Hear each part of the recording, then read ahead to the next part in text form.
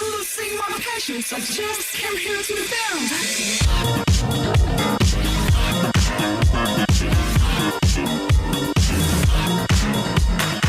13e rencontre vidéoludique déjà, un chiffre 13 qui nous a porté bonheur, puisque ce soir, à l'école 42, et grâce à l'association Loisirs Numériques et MO5, nous allons parler d'un des sujets les plus chauds du moment, celui qui est sur quasiment toutes les lèvres, comme feu Clara Morgan, l'e-sport.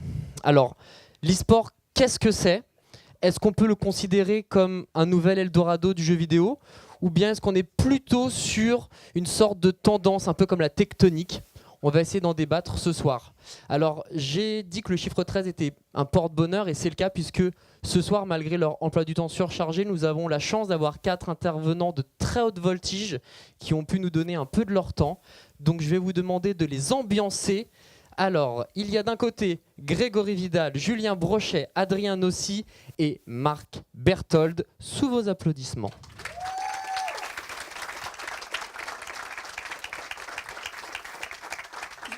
Alors messieurs, je vais vous laisser vous présenter en quelques mots un peu plus en détail. Qui veut commencer ? Ça sera chacun son tour de toute façon. Apparemment c'est moi. Donc voilà, Grégory Vidal, je dirige une association qui s'appelle l'Analliance et qui a comme marque les masters du jeu vidéo qui répertoire à peu près, 80% des LAN françaises, supérieures à 100 joueurs, comme la Gamer Assembly que certains d'entre vous peuvent connaître. Et on essaye de faire un circuit qui soit à la fois intéressant, avec des points, des finalités qui donnent des accès parfois à l'ESWC que Julien présentera juste après.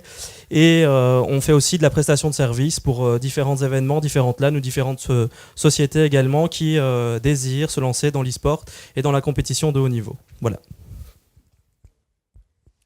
Bonsoir à tous, donc moi c'est Julien Brochet, je suis directeur de l'ESWC, en fait directeur des opérations chez Auxent qui a rejoint très récemment Webedia si vous avez un petit peu suivi l'actualité.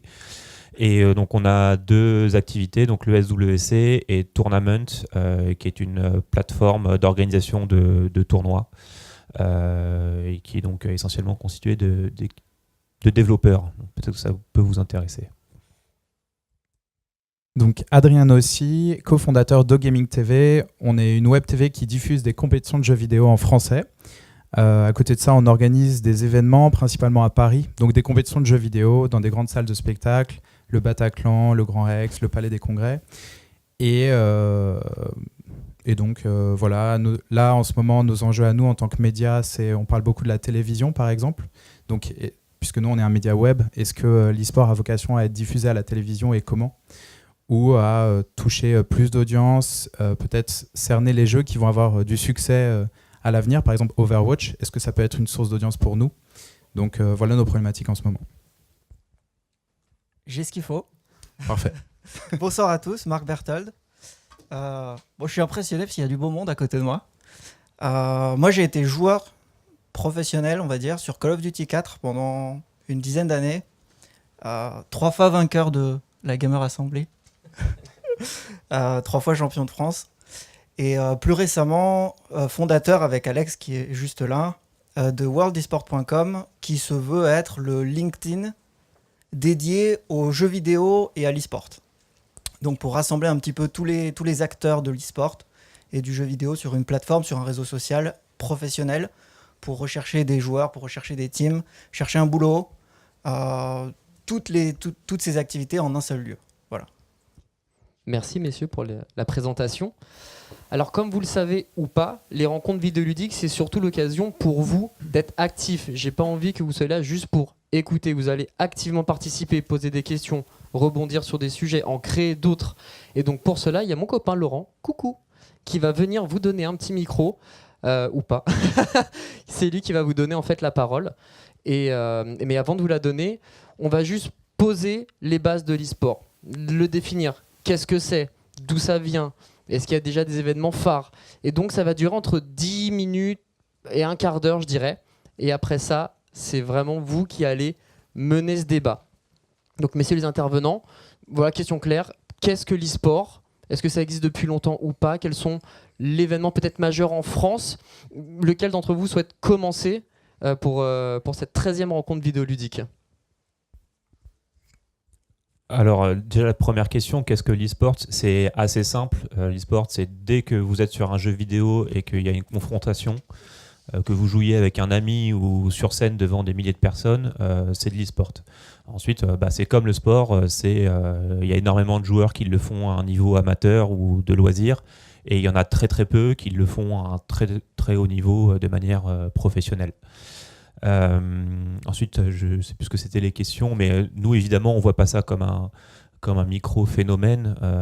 Ça fait personnellement, moi, 15 ans que je suis dans l'e-sport. Alors avant, c'était en tant que joueur. D'ailleurs, à l'époque, j'étais étudiant et quand je voulais faire des projets e-sport dans mon école, on me disait non, mais ça, c'est un truc, ça ne marchera jamais, donc fais autre chose.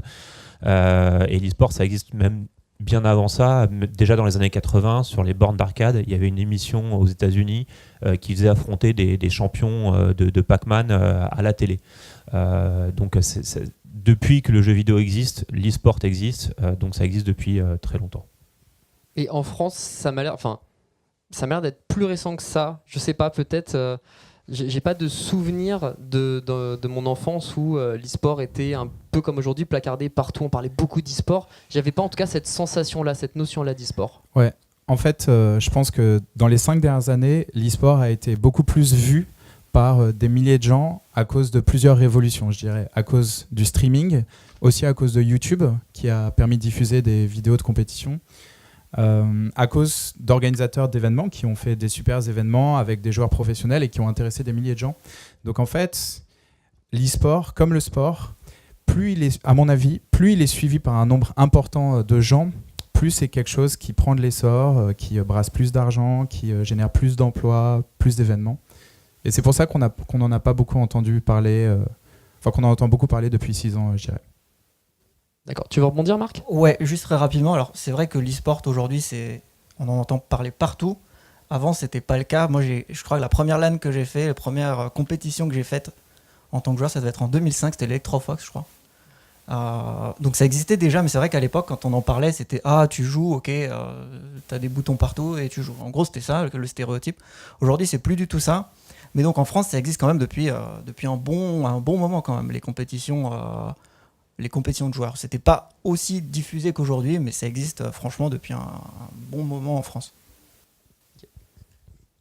Pratiquement tout a été dit, mais je pense que l'e-sport, je dirais que c'est quand même quelque chose qui différencie. Pour moi, il faut différencier le jeu vidéo, qui est peut-être ce que tout le monde peut faire, et ce que vous faites chez vous en jouant pratiquement tous sur votre téléphone, et l'affrontement, comme l'a dit Julien tout à l'heure, l'affrontement avec un autre joueur physique. Même si c'est par l'intermédiaire de votre ordinateur. Avant, on jouait quand même tous à des jeux vidéo. Enfin, moi, j'ai joué à des jeux vidéo, mais on jouait contre l'ordinateur avec une difficulté X ou Y. L'e-sport a vraiment commencé, pour moi, à sortir dans les années 2000. Et comme tu l'as dit, à partir du moment où les plateformes de streaming sont sorties, à partir du moment où on a pu avoir des vidéos autres, parce qu'avant, on a d'abord eu les versions uniquement papier, puis on a eu les photos avec les versions papier, puis on a eu les versions audio, un peu radio comme ça, à l'époque où les web radios elles fournissaient partout, il y en avait tout le temps, et puis enfin l'image qui a donné vraiment ce lancement, effectivement il y a à peu près 6 ans, 2009 ça me semble être 2009-2010 être la bonne période où là je pense que l'e-sport a vraiment pris toute sa lettre de noblesse et aujourd'hui continue et rassemble de plus en plus de viewers. Ouais, et si je peux rajouter quelque chose aussi, en fait, ce qui a été démocratisé, c'est l'accès aux compétitions. Moi, je me rappelle, avant, je regardais des compétitions de Dota 1 et donc il n'y avait pas YouTube et il fallait vraiment chercher pour trouver un moteur de vidéo chinois qui diffusait la compétition qui t'intéresse, commenté en russe. Donc, c'était compliqué d'accéder à l'information. Et il y a eu une autre transformation, c'est certains éditeurs de jeux vidéo se sont sensibilisés à l'e-sport et se sont mis à sortir des jeux vidéo avec des modes observateurs ou des composantes calibrées non pas pour le joueur, mais pour le spectateur, en fait. Et je dirais ces 5-6 facteurs qu'on a cités ont contribué à démocratiser le sport électronique en France. Et je vais m'en permettre d'en rajouter un dernier. Moi, je pense qu'il y a vraiment eu un point vraiment très fort qui a fait découvrir l'e-sport à tout le monde. C'est le jour où Amazon a racheté Twitch pour $1 milliard. C'est-à-dire que ce jour-là, tout le monde a connu l'e-sport parce que tous les médias en ont parlé, qu'ils soient économiques, politiques, grand public. Parce que ça, le $1 milliard, tout le monde a compris. Alors que des gens qui sont chez eux en train de jouer aux jeux vidéo, ça, personne comprenait vraiment. Et c'est vrai que c'était en 2012, si je dis pas de bêtises, et c'est vraiment... Il y a 2014. eu oui, c'était plus récent que ça même. Il y a eu un avant et un après, et on le ressent encore aujourd'hui. Alors avant de passer la parole au public, j'ai justement une petite anecdote, je vais raconter ma vie. C'est vrai, c'est true story. Je suis allé chez l'ophtalmo il n'y a pas longtemps, il y a 2 jours. Et je lui ai dit que... Non, elle m'a dit, mais tu joues toujours aux jeux vidéo? Parce que je les connais depuis très longtemps. Et je dis, oui, je suis toujours un gros joueur. Elle m'a fait, ah, mais tu n'as pas grandi? Donc du coup, je trouvais ça sympa. Et après, je lui ai dit, mais madame, vous savez, je fais encore mieux. Je quitte mon job dans le cinéma et je veux travailler dans l'e-sport. Et là, elle m'a répondu, en regardant son écran de PC, n'importe quoi. Mais c'était pas un n'importe quoi qui veut dire, ah, mais en fait, tu vas être footballeur. Mais non, c'est trop tard pour toi. T'as 30 ans, tu peux plus être footballeur. Non, c'était n'importe quoi. Comme si ça n'avait aucun sens, ce que je disais. Donc comme quoi, aujourd'hui... Alors, elle a entre 50 et 60 ans, madame Denis. Bismillah, si tu nous regardes. Mais voilà, est-ce que... c'est pas grand public en fait. Elle a sûrement entendu, vu qu'elle est ophtalmo, je pense qu'elle lit des magazines, tout ça, qu'elle s'informe au quotidien, LCI, BFM, tout ça, mais finalement elle s'en fiche. Enfin, est-ce que c'est un public quand même qu'il faut toucher? Est-ce qu'il faut qu'elle sache quand même? Parce qu'elle sait ce que c'est un sport, elle sait ce que c'est le foot, le tennis, mais alors l'e-sport, que nenni. Bah, t'as raison, il y a une question de génération et d'âge. Nous, on a des informations, je pense que vous aussi, sur la moyenne d'âge des gens qui nous regardent. Et il y a pas mal de gens qui nous regardent, par exemple, qui ont autour de 35 ans, mais au-dessus, on n'arrive plus du tout à les toucher. Au-dessus, je dirais, au-dessus de 40 ans, 40 ans compris, on n'arrive plus du tout à les toucher.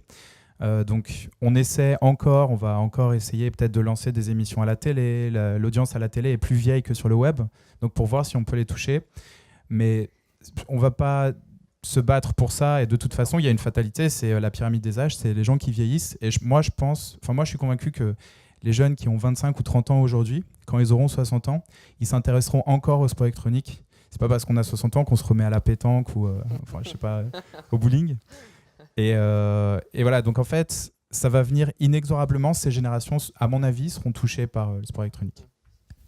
Vas-y Marc. Alors, je pense que vous avez tout à fait raison. Il y a vraiment un facteur générationnel. Après, l'autre chose pour moi qui influe énormément sur le fait que vous n'arriviez pas à toucher les personnes un peu plus âgées, c'est aussi cette aide au changement. Il faut les faire changer leur logique et leur faire changer leur état d'esprit par rapport à quelque chose, par rapport à l'ordinateur. La génération de mes parents et avant, c'est ok, l'ordinateur c'est bien, mais sortez, allez dehors, allez vous amuser dehors. Et arriver à les faire changer, c'est très très très compliqué. C'est comme leur faire apprendre un iPad. Il leur faut un certain temps. Pour leur faire apprendre à jouer à un jeu vidéo, c'est encore plus long. Et il faut leur faire comprendre aussi à quel jeu on joue. Et pour comprendre un jeu, déjà aujourd'hui, en étant joueur, en étant beaucoup joueur sur League of Legends, sur Call of Duty, sur CS, tu regardes Overwatch, tu regardes des autres jeux, c'est déjà compliqué de comprendre. Il faut déjà arriver à comprendre les autres jeux. Pour quelqu'un qui est dedans. Donc pour quelqu'un qui est extérieur, c'est encore beaucoup plus compliqué.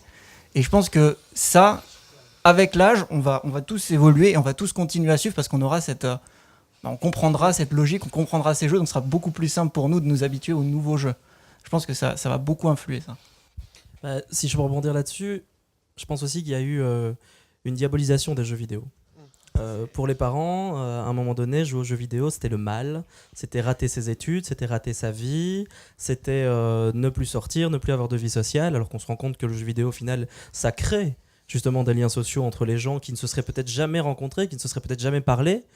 Il n'y a pas de stéréotype à avoir, mais pour les gens de cet âge-là, et c'est pour ça, nous aussi, dans les compétitions, peut-être une fois quelqu'un de 40 ans, et encore, ça se compte sur le doigt d'une main sur l'année. Et je pense que ça changera malheureusement pas vraiment. C'est-à-dire que la tranche d'âge, peut-être 40-55 ans, va peut-être voir l'évolution, va le suivre, va le comprendre. La tranche d'âge, à l'heure actuelle, pour moi, au-dessus de 55 ans, ne changera jamais son avis. Un peu comme quand la télé est sortie, il y avait les irréductibles qui continuaient à écouter la radio uniquement parce que les films d'horreur c'est pas bien, parce que les films de guerre ça incite à faire de la guerre. Voilà, c'est un petit peu l'idée générale et je pense que voilà, la génération ici, et c'est pour ça que ça va jusque 35-40 ans maintenant, c'est des gens qui ont grandi avec du jeu vidéo. Bon, peut-être jeux vidéo type 1D à l'époque, mais ils ont quand même grandi avec du jeu vidéo. Et c'est ce qui fait qu'à l'heure actuelle, ces gens-là comprennent, suivent, et que les autres continuent à ne pas comprendre au final. Alors voilà, je pense qu'il n'y a pas vraiment de solution. Juste, on attend que, Ouais, que laissez les le temps années faire. passent. Voilà. D'accord. Et j'ai un tips pour toi, Adrien. Tu peux essayer peut-être Michel Drucker, mais pas sur la case du dimanche, parce qu'il est pris. Mais essaye peut-être, on sait pas. Ou Julien Lepers, je crois qu'il est free agent en ce moment. On sait jamais. Alors du coup, bah voilà, chose promise, chose due. À vous. À vous de poser des questions à nos intervenants ou de rebondir sur des points qu'on a déjà évoqués. Sébastien, c'est ça? Petit Sébastien. Laurent arrive, il a court. Tandis que les autres, n'hésitez pas, hein, vraiment, je veux que vous soyez actifs, vous avez des questions, levez la main et on vous donnera la parole avec grand plaisir. Bonsoir. prie. Bonsoir. Donc, je voulais revenir sur juste le premier tournoi de jeux vidéo. En fait, j'ai lu dans l'excellent mag du mo5.com, sur l'article qui annonce justement cette rencontre vidéoludique, que le premier tournoi datait de 1972. Enfin, du moins, le premier tournoi duquel on a une trace dans un journal, c'est évidemment aux États-Unis, sur Space War, je crois. Mais bon, voilà. Ma question est plus technique. Vous parlez du mode spectateur dans certains jeux. Et je voulais savoir si ça influait techniquement sur le jeu des joueurs. Ou est-ce que ça consomme beaucoup de ressources d'avoir un spectateur? Est-ce qu'on peut mettre 10, 20, 100, ce genre de choses? Alors la question c'est de savoir est-ce que quelqu'un qui joue, s'il y a des gens qui le regardent, est-ce que techniquement ça va ralentir le jeu ou des choses comme ça? Non, pas du tout.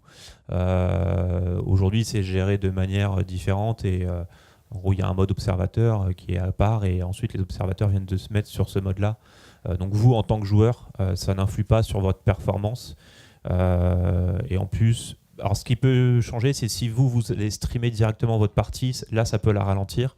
Mais les modes d'observateur intégrés au jeu ne vont pas ralentir ou déranger votre performance. Par contre, nous, une des problématiques auxquelles on est soumis chez OGaming, c'est quand on diffuse en live une compétition qui a lieu sur un autre continent. Et en fait, donc on va être dans la partie afin de pouvoir observer ce qu'on veut sur la partie, faire notre propre réalisation. Mais on est sensible en fait à Internet, puisque si on est déconnecté d'Internet, c'est pas tant le mode observateur, puisque lui il est stable, mais c'est la connexion Internet. Si on est déconnecté d'Internet, on peut faire laguer un tournoi, ce qui est très grave, quoi, puisque ça impacte la partie. Donc on est encore un peu sensible à ça, mais c'est quelque chose qui a tendance à disparaître. Il y a 3 ans, on avait beaucoup de problèmes de connexion. Maintenant, c'est rarissime ce genre de problème. Et en tant que joueur, je me rappelle des débuts du streaming et des premiers modes spectateurs qui étaient créés, même pas par les éditeurs, mais qui étaient créés par des joueurs en tant que tels. Ils créaient les modes spectateurs. Et à l'époque, je me rappelle, pour avoir des spectateurs, ils devaient se connecter en tant que joueur pour pouvoir spectate le jeu. Et donc, en fait, ça influait sur la partie à ce moment-là, puisque ça influait sur le ping de tout le monde. Et l'arrivée des web TV comme ça, qui demandent uniquement un seul spectateur en tant que tel, ça a permis aussi de démocratiser ça. Parce qu'avant, on pouvait avoir peut-être, je sais pas, 20 spectateurs. Aujourd'hui, on a un seul spectateur unique qui est la web TV et qui stream à tout le monde. Mais ça a été une énorme avancée. Et à mon avis, ça, c'est un problème qui va être réglé par les éditeurs. Parce qu'en fait, les éditeurs pourraient coder un mode spectateur qui ne fait laguer que la personne qui est en train de laguer, en fait. Par exemple, nous, en tant qu'observateurs, ça nous fait laguer, mais qui n'impacte pas la partie. Ça, c'est possible à coder, mais ça demande des ressources. Et pour l'instant, c'est des ressources que les éditeurs n'ont pas choisi d'allouer à la composante e-sport, on va dire, parce que ça sert principalement l'e-sport, le mode spectateur, de leur jeu. Mais je pense qu'à terme, plus l'e-sport va se développer, ce genre de feature va arriver. Ok. Il y a une autre question peut-être? À mademoiselle, honneur aux dames. Attends, on va te donner un micro, t'inquiète pas. Oh, quelle galanterie incroyable ce Julien. Julien, la marque des grands, un très beau prénom d'ailleurs. Je m'appelle Julien. On t'écoute. J'ai une question. En fait, là, les jeux vidéo avec l'e-sport, c'est en pleine expansion. Est-ce que les jeux vidéo qui ne font pas justement de e-sport ne sont pas-ils destinés à chuter? Merci pour ta question. Non, je ne pense pas. Je pense qu'en effet, il va y avoir peut-être une pratique de plus en plus compétitive du jeu vidéo, mais je pense qu'il va y avoir une pratique du jeu vidéo qui va augmenter en même temps. Et quelque part, l'e-sport fait aussi la promotion du jeu vidéo. Je ne suis pas convaincu que ça aille marcher sur les plates-bandes des jeux comme les Sims ou les jeux Facebook ou... Au contraire, je pense que finalement, ça va faire découvrir encore du jeu vidéo et Et moi, typiquement, ma mère, elle joue à Candy Crush.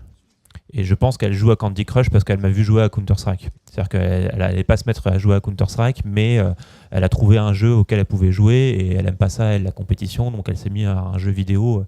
Voilà, je pense pas que ça mette en danger le marché du jeu vidéo, au contraire. Je suis d'accord avec ce que Julien vient de dire, et puis il faut savoir aussi que à l'heure actuelle, les jeux vidéo, les créateurs vont avoir une conscience dès le départ de savoir s'ils veulent en faire un jeu e-sport ou pas. Donc avant, on créait un jeu vidéo, comme on l'a dit, le spectateur il venait après, enfin LoL en a été un bel exemple, où n'existait pas du tout, où n'était pas du tout voué à avoir une vie plus longue que 6 mois ou 8 mois. Ici, je pense que le jeu vidéo, l'éditeur va choisir dès le départ s'il veut toucher un public e-sportif, donc de semi-compétition, de compétition au final, peu importe la taille de la compétition, ou s'il veut toucher une personne qui va plutôt en profiter chez elle ou jouer comme on jouait avant, parce qu'il y en a encore énormément. Il y a plus de personnes qui jouent aux jeux vidéo que de personnes qui font de l'e-sport. Ça, c'est quand même... faut pas oublier de le rappeler. La majorité des gens, à l'heure actuelle, jouent aux jeux vidéo, ne font pas de l'e-sport. Donc, est-ce qu'on peut dire que... excuse-moi, tu voulais rebondir dessus ? Je voulais juste Vas-y, je t'en prie. préciser ce que tu dis. C'est effectivement, c'est un élément clé, c'est l'audience est totalement différente. L'audience entre les jeux vidéo e-sport et les jeux vidéo classiques, elle est totalement différente. Elle peut se regrouper à certains moments. Par exemple, moi, j'ai joué vraiment e-sportif sur un jeu que je ne peux pas jouer en tant que normal. Ça, je peux pas, j'y arrive pas. Mais par contre, à côté, je vais jouer sur plein d'autres jeux juste pour le fun. Et ils seront totalement différents, pas du tout le même type de jeu. Et donc, l'audience, c'est vraiment différent. Ça va pas manger l'un ou l'autre. C'est deux choses différentes. Et quelque chose justement sur l'audience différente, elle est même visible, parce que typiquement aujourd'hui, les études montrent que il y a quasiment la parité dans le jeu vidéo, il y a quasiment autant de femmes et d'hommes qui jouent aux jeux vidéo. Alors c'est pas les mêmes types de jeux, mais par contre quand on vient dans le monde de l'e-sport, là on est plutôt à 90-95% d'hommes. Donc voilà, ça fait partie des choses un peu visibles de la différence d'audience qu'on peut constater entre jeux vidéo tout court et e-sport.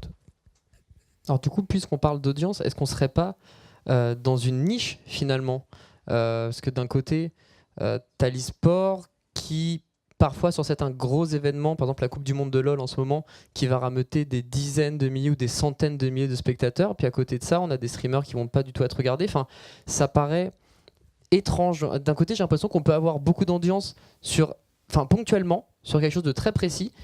Et à côté de ça, ça peut être le désert total. Donc, c'est un peu bâtard.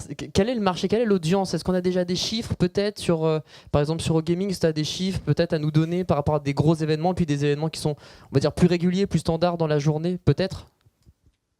Donc sur OGaming, un chiffre que je peux donner, c'est on touche sur un excellent mois, genre un mois des Worlds, on va toucher 2,5 millions de francophones. De personnes, d'IP différentes en fait. Donc c'est pas forcément des personnes différentes, mais je vous laisse faire le calcul. Et sur un mois moins intéressant, on va faire 1,5 million d'IP à peu près. Donc on touche quand même pas mal de gens, et on va dire à 95% en français, des IP françaises, à 95%. Donc ça, c'est un premier chiffre. Après, c'est dur. En fait, je pense que le comportement des viewers n'a pas encore été assez étudié. C'est trop tôt peut-être? Moi, c'est une question qui m'intéresse vachement. C'est qu'est-ce qu'ils font le million de viewers qui étaient là pendant les Worlds quand il n'y a plus les Worlds? Est-ce qu'ils vont regarder Zerator?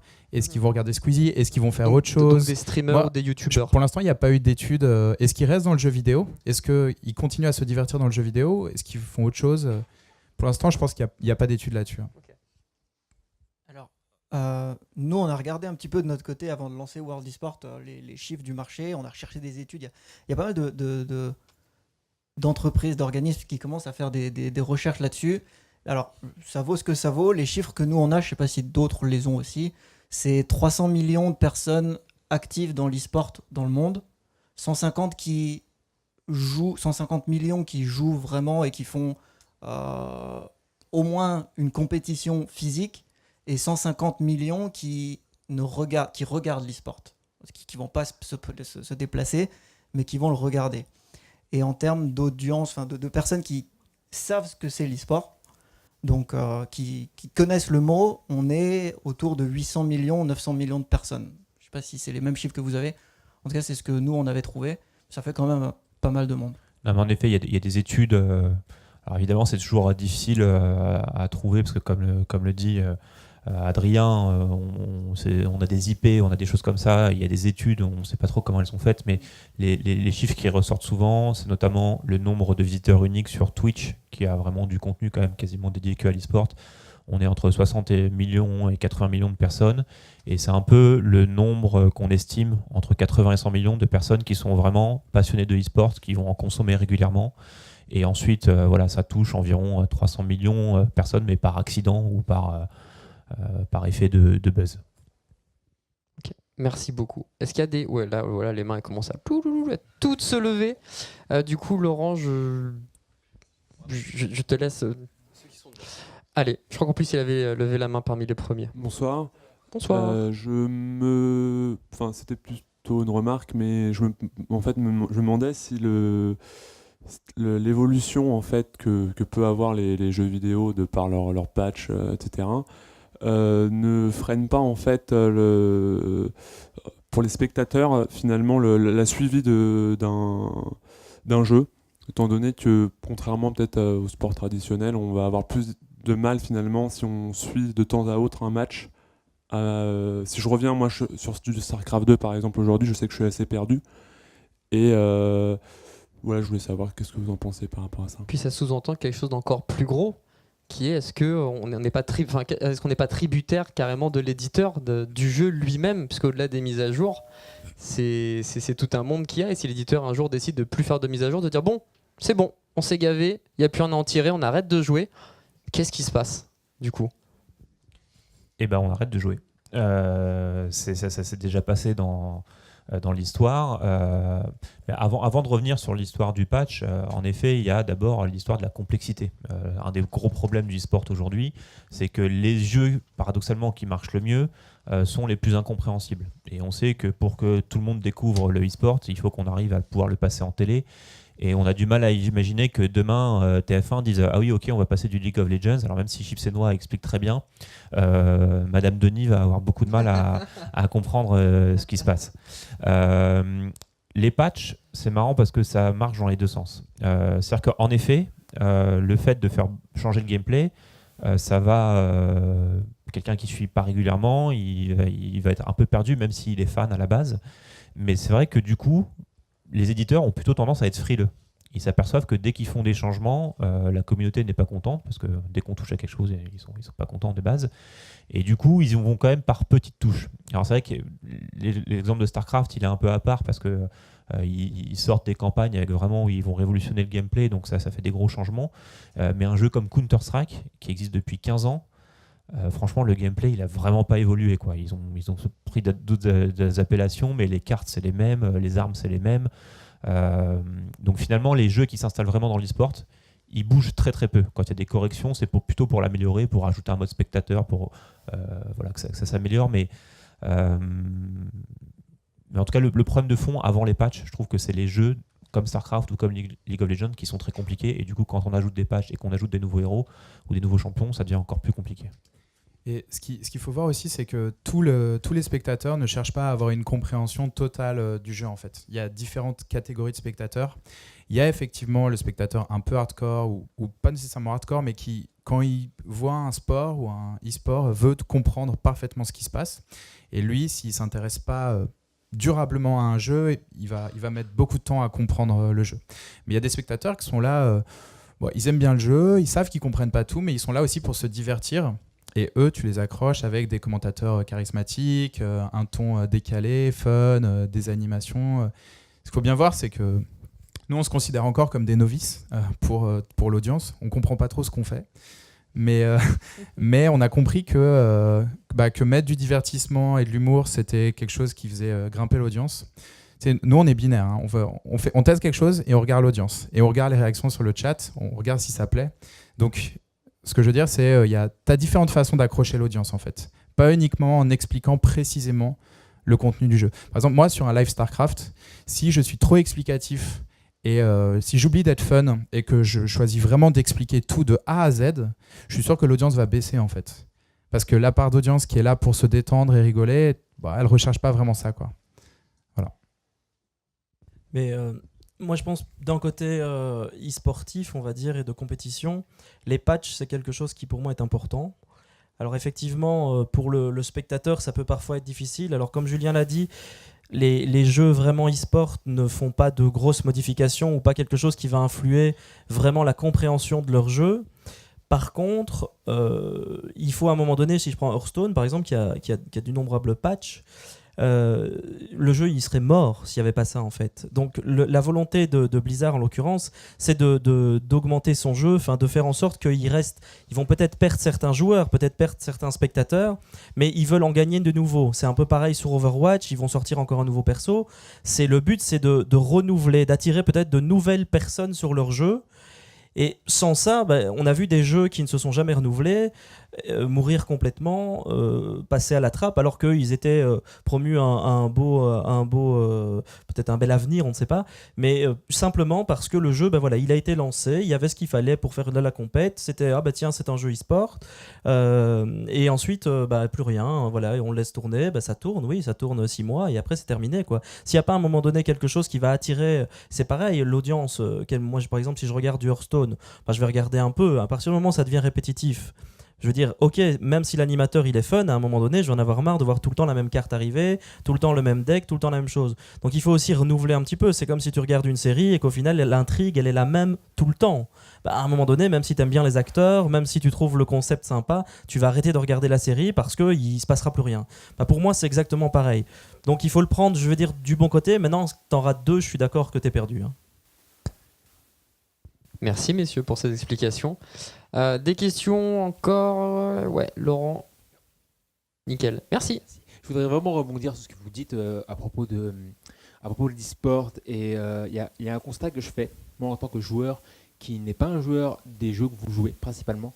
C'est que vous jouez, on prend uniquement les jeux compétitifs. Déjà, comme ça, poser une première question.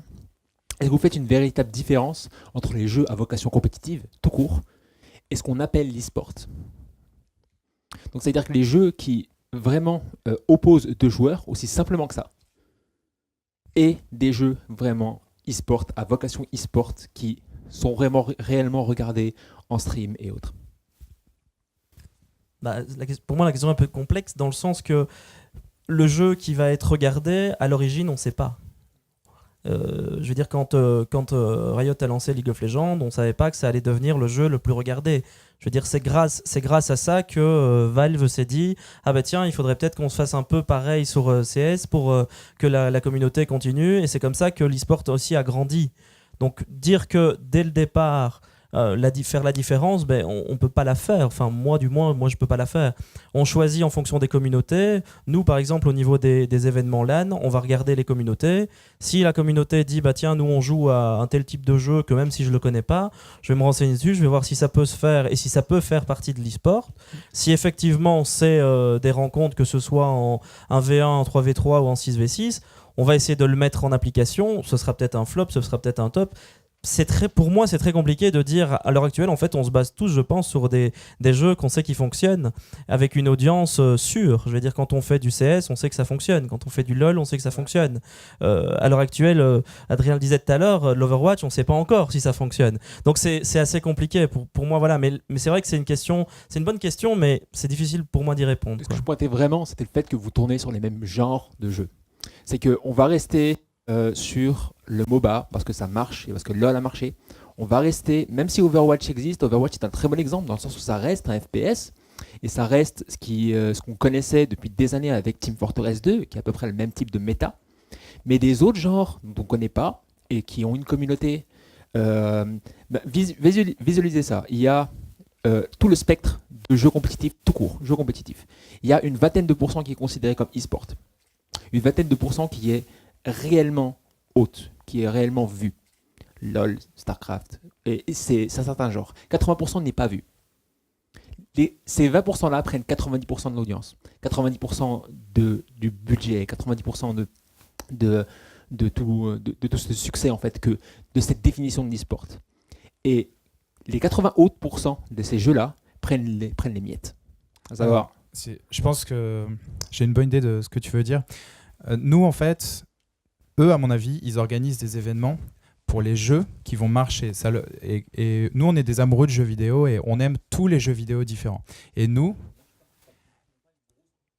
honnêtement, si on est convaincu qu'un jeu, mais que ce soit un jeu de démineur ou un jeu de speedrun ou Skyrim ou un jeu d'aventure, va faire de l'audience en compétitif, je peux te garantir qu'on lance une émission dessus. Il n'y a pas de filtre de jeu qui est fait chez nous en tant que média.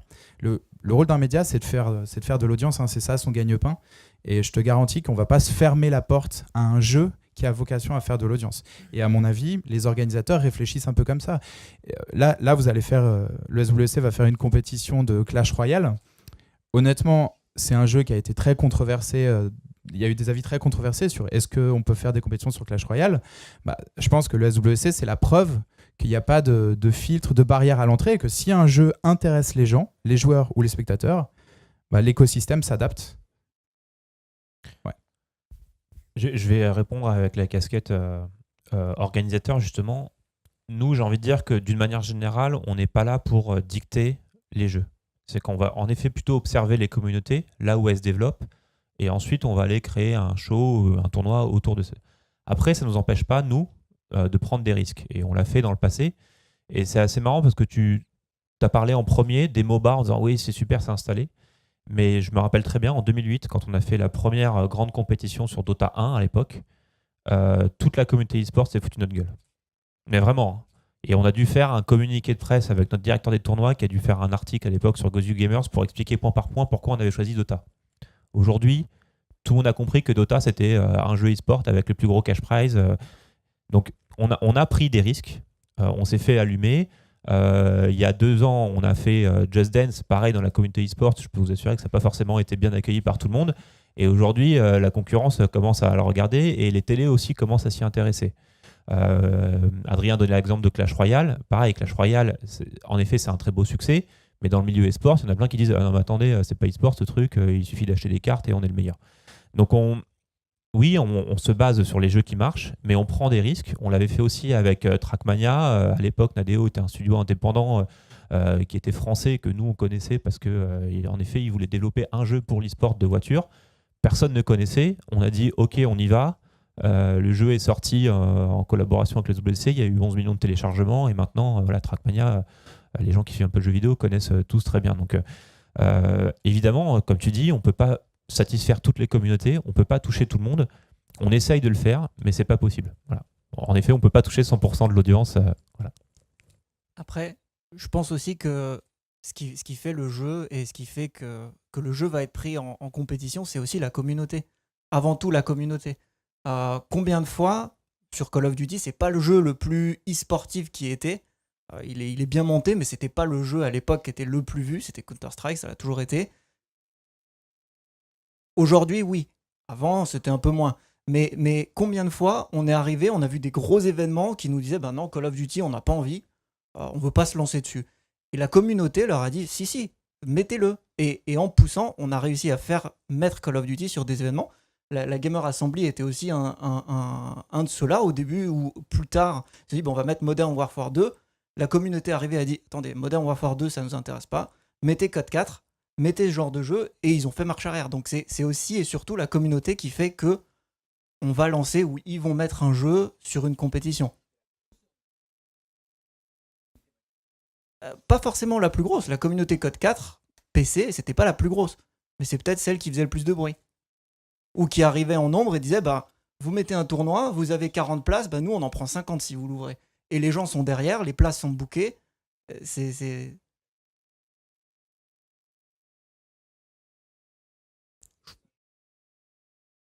Alors, essayez de ne pas parler entre vous si c'est possible. Du coup, les intervenants sont là pour ça. Si tu veux, on te donne un micro et tu prends la parole. Mais après ça, on va switcher sur un autre point. Parce que là, ça fait 10 minutes qu'on est dessus, même si c'est hyper intéressant. Je crois qu'il y a plein de gens qui ont aussi plein de questions sur l'e-sport.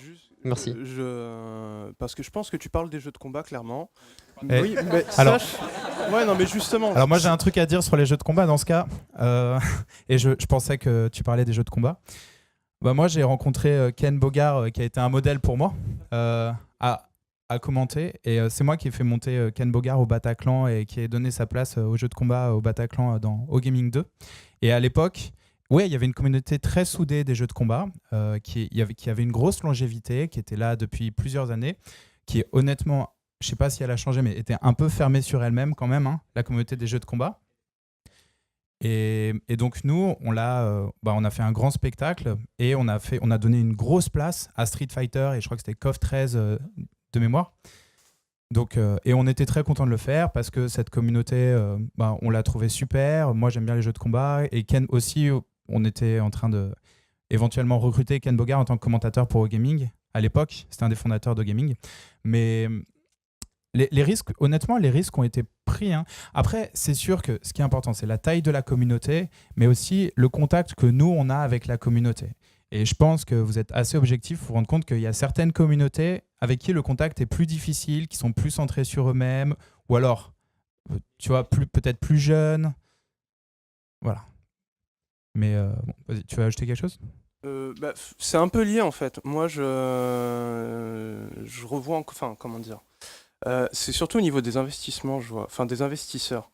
Je vois LoL, ça marche. Enfin, alors le SWC c'est super vieux, mais à l'heure actuelle, et c'était le cas pour PES à l'époque ou quoi, c'est les éditeurs qui font un peu leur tournoi et qui arrivent vraiment à rassembler les foules. Je vois le premier tournoi mondial de LoL.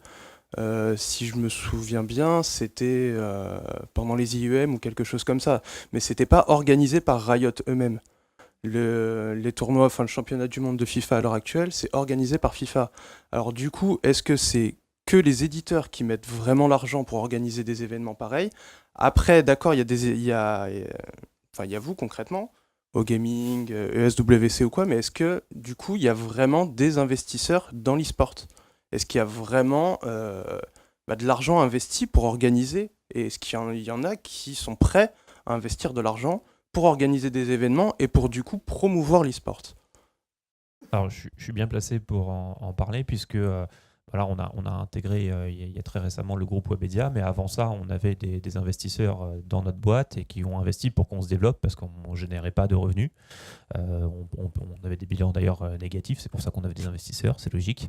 Donc oui, il y a des gens qui ont parié sur le e-sport, mais je vais revenir un petit peu quand même à ce que tu disais, et les deux choses se rejoignent. C'est vrai que vous nous posez des questions, et c'est vrai qu'on a chacun notre expérience dans l'e-sport, mais on est très très loin de faire la pluie et le beau temps dans l'e-sport. En effet, ceux qui le font, ce sont les éditeurs. Et un des défauts, je reviens dessus, du jeu de combat, c'est que les éditeurs des jeux de combat ont mis beaucoup de temps à s'investir dedans. Alors ça commence maintenant un petit peu avec le Capcom Pro Tour, mais je sais que nous, la seule fois où on a fait vraiment un très gros tournoi sur un jeu de combat, c'est sur Tekken Tag Tournament, parce que Namco Bandai s'était intéressé et on avait eu les meilleurs joueurs du monde et ça avait bien marché. Mais ça va venir, parce que j'ai l'impression qu'il y a vraiment un changement chez les éditeurs en question et que ça va se développer. Et donc ça répond aussi à ta question, c'est qu'en effet, aujourd'hui, il y a des investisseurs, mais il y a surtout, pour les événements qu'on peut produire, des marques qui vont investir pour se montrer. C'est du sponsoring comme ça se fait dans le sport traditionnel. Par contre, quand on arrive à des niveaux de production très très élevés, les Worlds de LoL ou The International de Dota 2, en effet là c'est l'éditeur lui-même qui a investi, ou même d'ailleurs parfois qui a réussi à faire financer par la communauté, c'est encore plus intelligent, des millions de dollars pour créer des super shows. Nous, à notre échelle, avec uniquement des marques et des investisseurs, on peut faire des grandes compétitions, mais on n'arrivera jamais à ce niveau-là. C'est en effet les éditeurs qui vont décider un jour de se dire bah ok, je vais faire comme Riot, je vais faire comme Valve, et je vais organiser des super gros événements. Shoryuken, Hadoken, merci beaucoup pour ces questions. C'était très très... un quart d'heure dessus pour dire qu'il y avait encore des choses à dire, mais on va passer du coup avec une autre question, peut-être sortir un peu de ce plan-là. On t'écoute. Merci bien. Donc pour ceux qui ne le savent pas, le gouvernement a fait une fédération de e-sport en début d'année, si je ne dis pas de bêtises, fait par Axel Le Maire. Justement, d'où ma question, est-ce que vous avez remarqué que ça change quelque chose ? Est-ce que ça a fait quelque chose pour vous ? Ou est-ce que ça ne sert à rien ? Est-ce que parce qu'ils ont quand même, moi je suis beaucoup l'actualité de l'e-sport et ils en ont beaucoup parlé, comme quoi ça allait révolutionner le monde de l'e-sport en France qui a un peu de retard sur les pays, les Suédois, les Américains, etc. Et les Allemands, est-ce que là, vous avez vu un changement, vous ou est-ce Sur le que- plan législatif, du coup. Vraiment. Oui, sur tout, du coup, sur le plan législatif, sur vous, ce que vous pouvez faire sur les tournois, parce que ça a dû quand même pas mal, théoriquement, changer les tournois en France, etc. Mais je vais commencer parce que comme je fais pas partie de France eSport, je pense que déjà c'est une reconnaissance. Alors c'est pas le gouvernement qui l'a créé, c'est pas une fédération non plus. C'est les prémices peut-être d'une future fédération, mais je pense que c'est une reconnaissance en fait qui devait être faite par le gouvernement, c'est bien, mais aussi il faut savoir que ça a engendré pour moi beaucoup d'autres choses. C'est-à-dire qu'à un moment donné, il faut pas être dupe non plus. Le gouvernement, il s'est pas dit à un moment donné, tiens, il y a plein de gamers, c'est trop bien, on va aller les aider. C'est pas ça. Hein. Pour moi, il y a deux facteurs. Le premier, c'est tiens, il y a plein de pognon, on met pas mal la main dessus, on va aller les chercher. Ça, c'est un. Et ensuite, deux, on s'est dit, on a regardé un peu dans les textes et on s'est dit, c'est vrai, population 20-35 ans, c'est exactement ceux qui votent jamais. C'est cool, on va aussi aller les chercher pour les prochaines élections. Voilà, pour moi, c'est les deux facteurs qui ont fait qu'ils s'y sont intéressés. Maintenant, il faut voir le côté positif de leur intérêt. Donc, effectivement, avant, un rassemblement de jeux vidéo était considéré comme un petit peu un tripot clandestin de poker. Il n'y avait pas vraiment de différence. C'était toléré, mais au final, si on avait été contrôlé, on n'aurait pas pu le faire. De l'argent était donné à des structures parfois même pas créées, même pas constituées. Au final, on va dire en type de blanchiment d'argent, c'est parce que c'était vraiment des sommes qui étaient relativement minimes. C'était le top. Hein.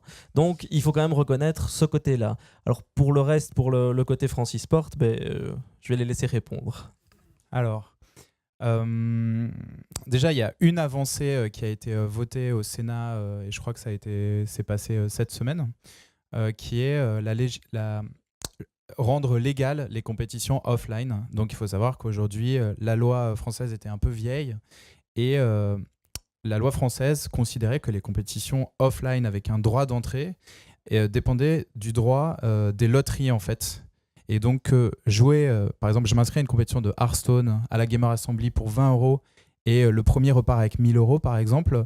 C'est comme si j'achetais un ticket de loto avec une espérance de gain, en fait. Et que, du coup, ce constat avait une série de conséquences négatives, en fait, pour l'industrie, dont une aurait été en fait, les casinos faisaient du lobbying pour que les compétitions offline ne puissent avoir lieu en France que dans l'enceinte d'un casino. Je ne sais pas si vous percevez l'impact les casinos barrières. Bon, petit cadeau. Et Coubertin, la petite crotte de et nez. du coup, voilà. ça, c'est un combat qui a été mené par France eSport pour faire reconnaître au gouvernement que ce n'est pas le cas et que ça ne doit pas dépendre de l'Argel et du droit des loteries. Après, des combats, il en reste beaucoup à mener.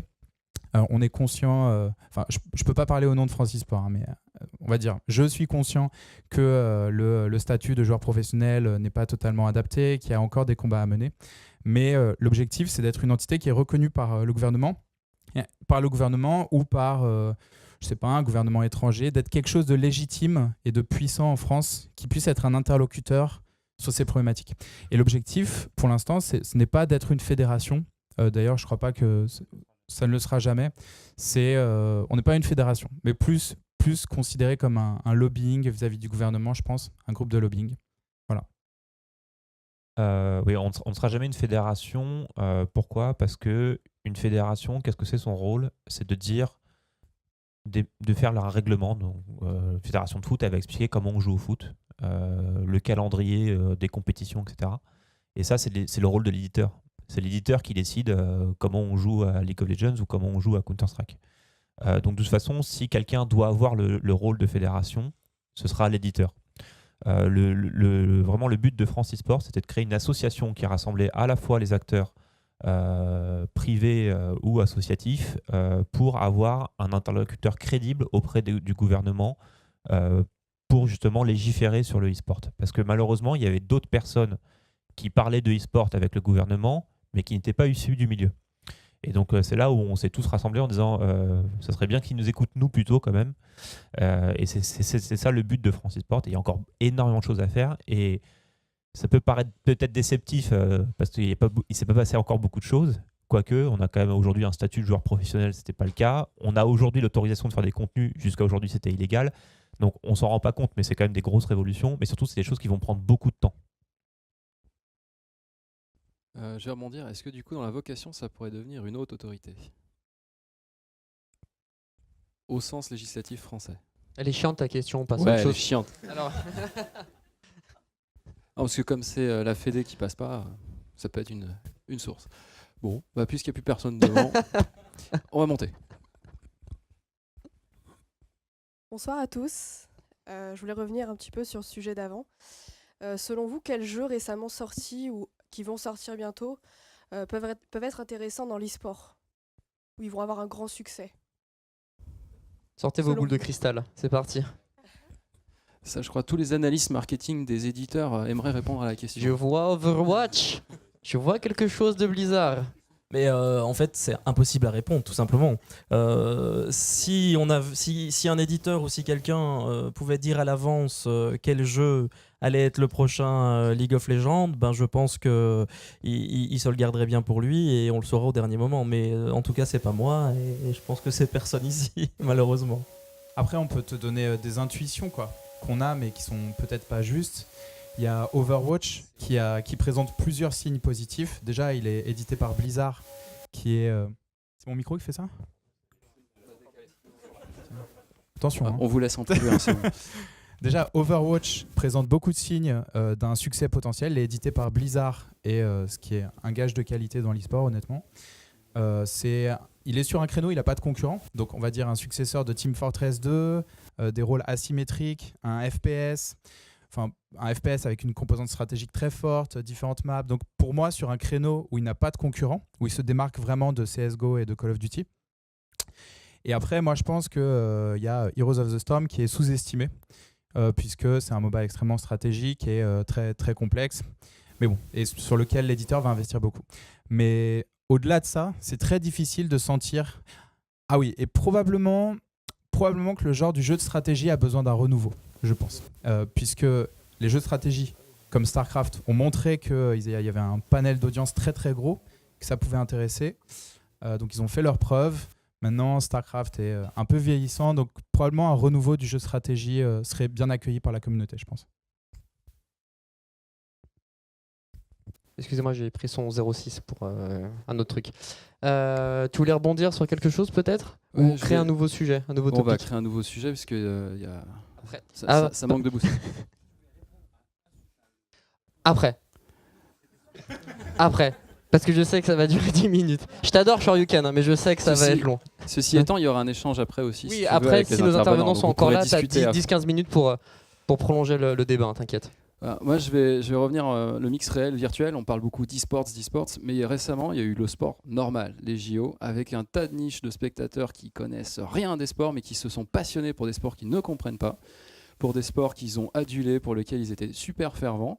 Et on retrouve aussi la même dynamique avec l'e-sports. Alors, pour vous, comment on pourrait progresser dans ces milieux? On a aussi des émissions de télé sur les jeux vidéo qui progressent avec l'équipe indienne. Pour vous, à quand on pourrait arriver à une fusion des médias de telle sorte à ce que les spectateurs passent d'une transition à l'autre et se disent « Ah, c'est intéressant, j'y connais rien, mais ça a l'air kiffant. »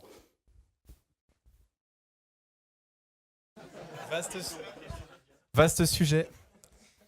Alors c'est vraiment une question complexe, hein, mais déjà, je pense que la façon qu'ont les gens de consommer de l'information et du divertissement a changé et ils ne reviendront pas en arrière en fait.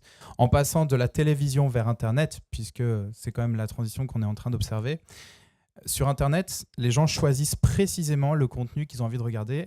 À la télé, on leur impose. Donc honnêtement, est-ce que les Jeux Olympiques, même de l'e-sport, est-ce que les Jeux Olympiques de l'e-sport, ça fonctionnerait sur Internet? J'en suis pas sûr.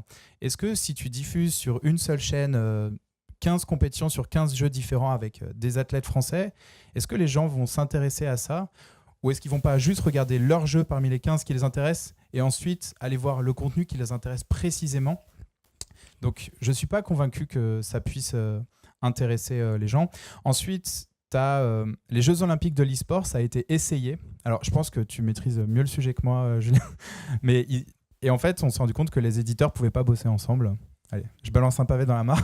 Et du coup, l'idée a été abandonnée parce que ça reste des boîtes concurrentes qui pensaient que de mettre leurs jeux les uns à côté des autres, ils se volaient de la visibilité. Enfin, ils n'arrivaient pas à bosser ensemble, en gros. Donc, l'idée a été abandonnée pour l'instant.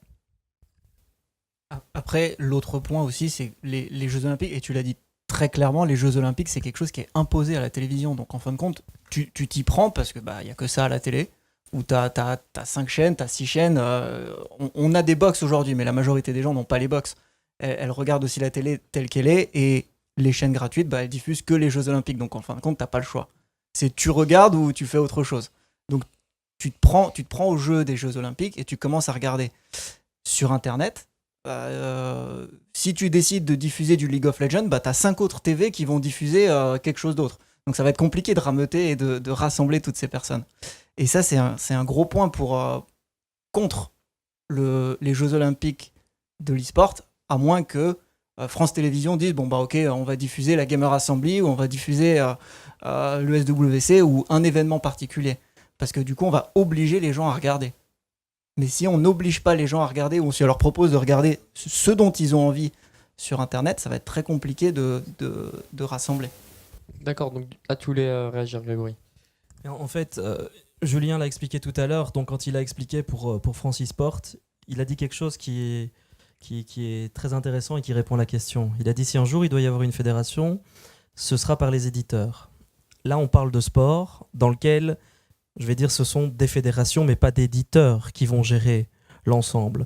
Un éditeur, c'est quoi ? C'est une boîte. Une boîte qui fonctionne, qui doit automatiquement faire du bénéfice. Et le problème, c'est que se mettre vis-à-vis, tu mets du League of Legends avec du CSGO, pourquoi est-ce qu'ils veulent pas ? Tout simplement, pas parce que... Enfin si, il y a le fait qu'ils s'entendent pas, mais ils s'entendent pas, c'est une question d'argent, c'est une question de business.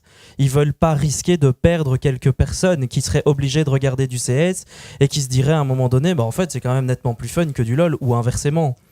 Je parlais plus du public qui accepte. Mais le public, c'est exactement pareil en fait. Le public, on est dans l'e-sport, vu qu'on a été boudé et nié par les chaînes, on va dire, traditionnelles ou par les médias traditionnels, on est tout simplement à la carte depuis le début. Donc depuis le début, quelqu'un qui va regarder de l'e-sport, il peut choisir ce qu'il veut voir, quand il veut le voir et limite avec qui il veut le voir. Et c'est ça qui va faire que ce sera jamais possible, parce qu'on a trop été habitué à faire ce choix. La télé, effectivement, comme ça a été dit, je répète pas, c'est une chaîne, on regarde pas. Sur Internet, je crois que tu peux choisir, à l'heure où on parle, 200 personnes qui vont te montrer du League of Legends, et 200, je suis peut-être bien en dessous, je parle juste en français. Pareil sur du CS, etc. Je pense que c'est ça la grosse différence, on est à la carte, et voilà. Et du coup, on peut pas comparer. Pour moi, on peut pas comparer. Alors, du coup, le dernier point. Comment vous différenciez le fait qu'il y ait un Bercy Arena qui se remplit et un stade de foot qui se remplit en physique pour voir du sport ou de l'e-sport ? Ça reste quelque chose d'assez similaire. Ils se remplissent tout simplement parce qu'il y a le public qui est attiré par le jeu qui est regardé à ce moment-là. Mais si, imaginons que le jour où on fait un Bercy Arena sur du CSGO, on fasse en même temps un Stade de France sur League of Legends. Voilà, c'est la grosse différence pour moi. C'est que les deux, ça se remplira pas de la même façon. Après, il y a aussi le show. Il y a des gens, ils viennent voir l'Eurovision, la majorité viennent voir l'Eurovision, par exemple, s'en foutent des chanteurs ou des chansons. Ils viennent voir le show, ils viennent voir le spectacle, ils viennent voir tout ce qu'il y a à côté. Et je pense qu'il y a aussi des gens, quand on fait des compétitions avec du show, avec du physique, viennent aussi juste pour profiter de l'ambiance. Enfin, tu viens à une Paris Games Week, tu vas à l'ESWC, il y a une ambiance. Je veux dire, je suis absolument pas fan de Just Dance. Quand ils ont fait Just Dance l'année dernière, c'était fou. Les gens dans le public, ils arrachaient le truc, quoi. Et à un moment donné, tu te dis qu'il y a ça aussi. Et rien que pour ça, j'ai regardé la compète de Just Dance. Donc je l'ai pas vraiment. Voilà, c'est un peu l'explication pour moi qui est la plus rationnelle et la plus logique. C'est aussi ce qu'on disait avant avec les casters et avec OGaming, l'ambiance et l'entertainment qui est fait par les animateurs, elle est énorme. Je me rappelle du début. Des gens nous disaient moi j'ai regardé Call of Duty juste parce qu'il y avait tel caster qui était là et il faisait le show. Et c'est pareil ce soir. Hein, et le mec en mettait de tous les côtés, il envoyait comme un fou. Et les gens regardaient que pour ça, que pour lui. Et aujourd'hui, le mec, il est sur League of Legends, il a 300 000 followers. Et les gens regardaient Call of Duty juste parce qu'il était là. Et combien de fois j'ai parlé avec des gens qui connaissent rien à l'e-sport, mais qui me disent « Ah bah oui, j'ai vu dans les stades, l'ambiance elle est folle. C'est pire qu'un match de basket. » Bah oui. Et les gens, en disant ça, font venir aussi dans le stade juste pour l'ambiance, juste pour ça. C'est comme un concert, c'est comme ce genre de choses, c'est juste pour l'ambiance. Moi, je vais rebondir par rapport aux Jeux Olympiques. Cet été, il y a eu les e-Games, qui a été très peu traité en France. Moi, je sais que j'ai fait juste un article dessus qui a fait 0 vue. Ce qui est bien dommage. C'était une tentative de la part. Il y avait des pays comme l'Angleterre, des pays e-sport, et il y avait le Kazakhstan. Et pourtant, en France, personne n'a tenté quoi que ce soit, alors que ça aurait pu être une opportunité. C'était quelque chose de... C'était un beau projet, je trouve. Et pourtant, personne s'y investit, personne n'en a parlé. Ouais. Et impossible d'avoir les résultats, d'ailleurs. Donc... En fait, les e-games, il y a eu un effet d'annonce assez fort parce que justement, ils ont surfé sur la vague des Jeux Olympiques pour laisser entendre qu'il y avait un peu les Jeux Olympiques de l'e-sport qui s'organisaient, alors que ce n'était pas vraiment le cas. Du coup, ça n'a pas été vraiment repris par les acteurs sérieux parce que justement, on ne savait pas vraiment qui y avait derrière ce projet. Et malheureusement, aujourd'hui, dans l'e-sport, il y a quand même beaucoup d'expériences où il y a des choses qui sont annoncées et qui n'ont pas lieu ou qui ont lieu mais de manière très déceptive. Et du coup, c'est assez difficile de s'associer à un événement qu'on ne connaît pas, qui est une première. En fait, cet événement, il n'avait pas grand-chose à voir finalement avec les Jeux Olympiques. C'était vraiment une initiative du gouvernement anglais qui s'est dit « Ah tiens, ouais, le e-sport, c'est génial. On va profiter, on a notre maison dans le village olympique et on va venir faire jouer des gens dedans. » Ils ont tenté de concilier ça avec le CEO qui a refusé, qui s'appelle les Jeux Olympiques. Donc finalement, il y avait plus grand chose. Donc c'est pour ça aussi que finalement, à part les médias généralistes qui ont vu Jeux Olympiques, e-sport, tiens, on va en parler, il ne s'est pas passé grand chose. Et d'ailleurs, quand on a vu les images sur place, c'était des gens qui jouaient à une console sur un canapé, quoi. Donc c'était pas non plus un truc de dingue. Par contre, on est tous, je pense, convaincus ici que l'e-sport a un avenir avec les Jeux Olympiques. La belle histoire d'ailleurs, ça serait qu'avec les rapprochements qu'il y a en ce moment avec le gouvernement en France, avec France e-sport et la candidature de Paris 2024, que pour la première fois qu'on ait vraiment le e-sport aux Jeux Olympiques, ce soit à Paris en 2024. Mais cette initiative-là, elle avait le mérite d'exister parce qu'au moins elle a interpellé, mais c'était pas non plus le projet de malade. Elle n'était pas pro, quoi. Aussi, on a été prévenu au dernier moment. Ça a envoyé beaucoup de signes, parce qu'on a vu, comme Julien l'a dit, on a vu beaucoup de projets amateurs dans l'e-sport. Et là, il y avait vraiment beaucoup de voyants au rouge. Et nous, chez OGaming, on l'a pas diffusé parce qu'on savait que Millennium n'avait pas envoyé de joueurs parce qu'ils trouvaient que c'était pas pro, parce qu'il y avait les Worlds en face. On avait du meilleur contenu à diffuser, les Worlds, pas les Worlds, mais des compétitions de meilleure valeur à nos yeux. Donc c'est pour ça qu'on n'en a pas parlé. On a jugé que ça ne le méritait pas, quoi. Ça allait faire moins d'audience, que ça allait partir en couille, que le stream serait pas là à l'heure, qu'on aurait des images de mauvaise qualité, qu'ils n'étaient pas pro, quoi. Alors comme le temps passe très vite, il ne reste plus que 20 minutes grosso modo. Donc du coup on va prendre des questions, non pas qui rebondissent, mais des nouveaux sujets qu'on n'a pas encore traités, du coup. Il y a tellement de mains pour si peu de temps, mon Dieu. On t'écoute. Oui, bonjour. On a parlé beaucoup de la technicité des animateurs ou du côté fun, notamment pour les diffuseurs. Je pense qu'il y a quelque chose qui va être très important à l'avenir, c'est aussi la ferveur justement des gens qui suivent l'e-sport, comme on l'a dans le sport traditionnel, on n'en a pas encore parlé, donc c'est un petit peu un nouveau sujet. Aujourd'hui, on a parlé justement avec les grosses annonces de Webedia ces derniers jours d'un rapprochement avec le PSG pour lancer une franchise e-sport du PSG. Je pense que ça, c'est quelque chose que les gens qui suivent League of Legends, par exemple, le savent très bien. Avec Fnatic, c'est quelque chose qui est devenu énorme en France pendant les Worlds ou ce genre de choses, en Europe d'une manière générale. Fnatic, c'est une franchise qui a des équipes dans beaucoup de gros jeux e-sport, donc CSGO, etc., où c'est aussi une très bonne équipe.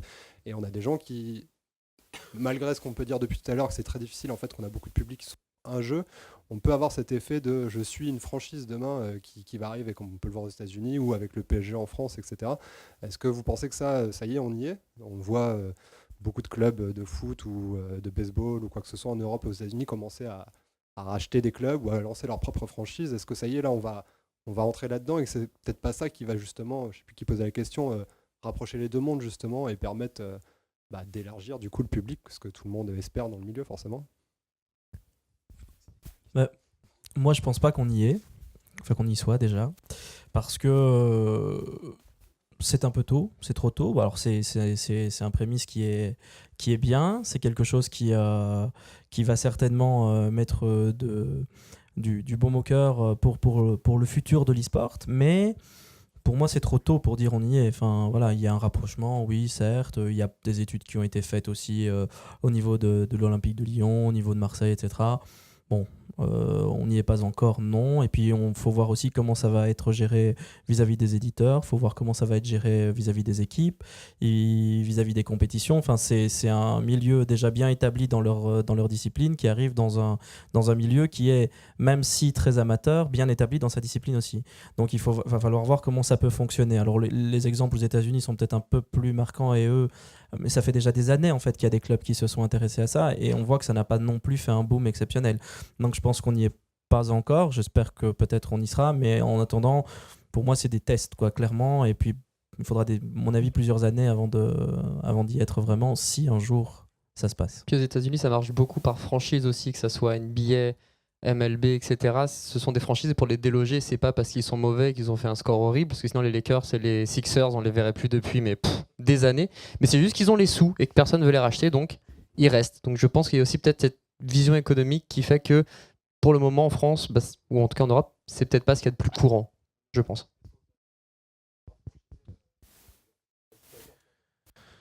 Ça, c'est difficile à dire parce qu'en effet, il y a deux cultures qui se affrontent. Il y a la culture américaine et la culture européenne. Et c'est vrai que nous, quand c'est encore arrivé tout à l'heure, on nous parle de fédération alors qu'aux États-Unis, on parle de franchise.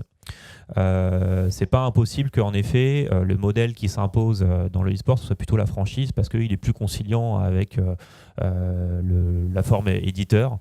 En tout cas, par contre, aujourd'hui, dire si c'est les franchises comme Fnatic qui sont nées du e-sport qui vont s'imposer ou les grandes marques comme PSG qui vont venir après, je pense que c'est impossible, ou peut-être d'ailleurs les deux y arriveront. La réalité d'aujourd'hui, c'est que ceux qui ont bâti quelque chose d'exceptionnel, c'est Fnatic. Moi, je les suis depuis tout le début et ce qu'ils ont fait, c'est totalement incroyable. Et dans cette guerre, entre guillemets, aujourd'hui, c'est le PSG qui est challenger, totalement. En tout cas, c'est hyper intéressant de voir cette évolution et on est tous un peu curieux justement de voir ce que ça va donner. Mais une annonce du PSG qui rentre dans l'e-sport, en tout cas, c'est bénéfique vraiment pour l'e-sport en règle générale parce que ça, une fois de plus, ça braque les projecteurs dessus.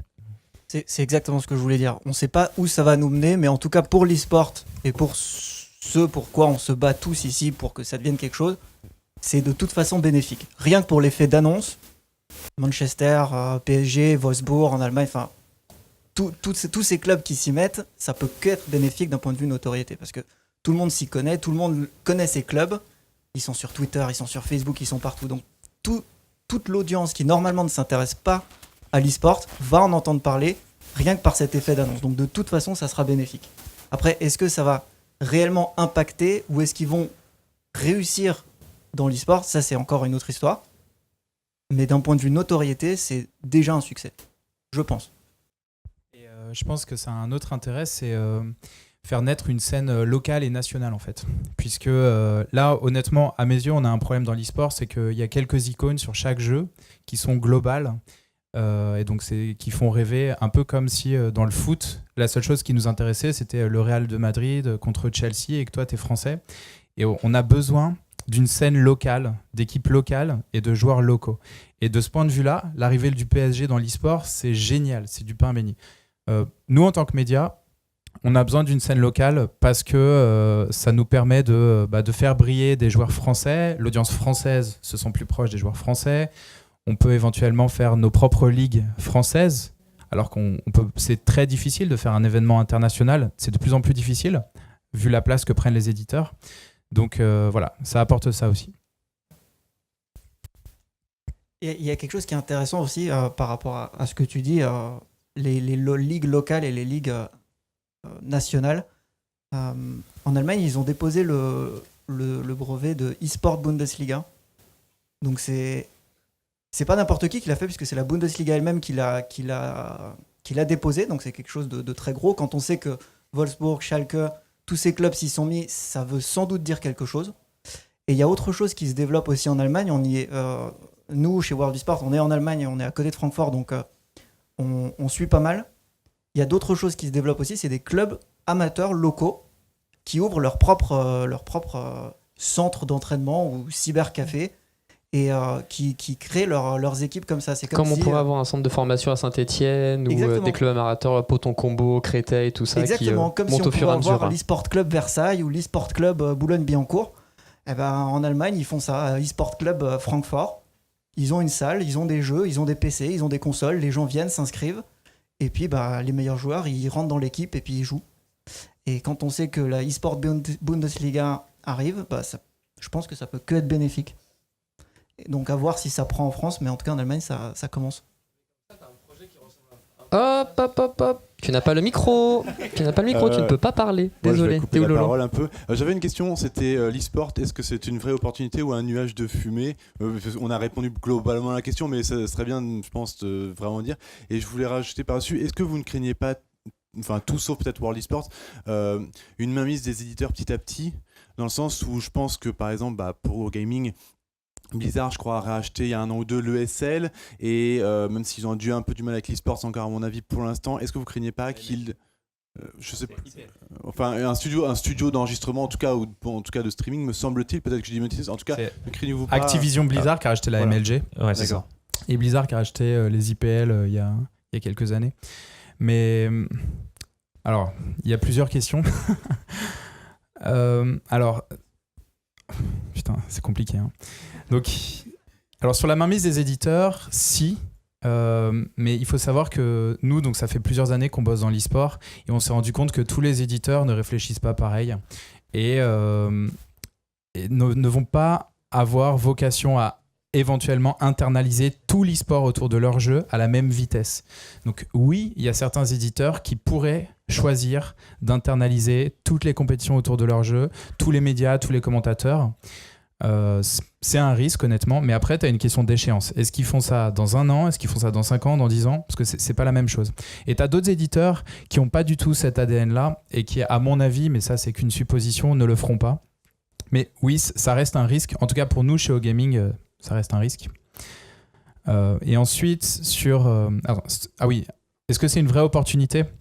Alors ça c'est un très très vaste sujet, mais ce que je dirais c'est, pour faire simple, c'est que aujourd'hui, c'est difficile de développer de l'e-sport en France parce que l'e-sport, c'est globalisé. Nous, médias français, on est en concurrence avec tous les streams anglais parce que le public français, il ne faut pas se voiler la face, soit il regarde au gaming, soit il regarde Millennium, soit il va sur le stream anglais. Et donc, c'est pareil pour les compétitions. Je me rappelle...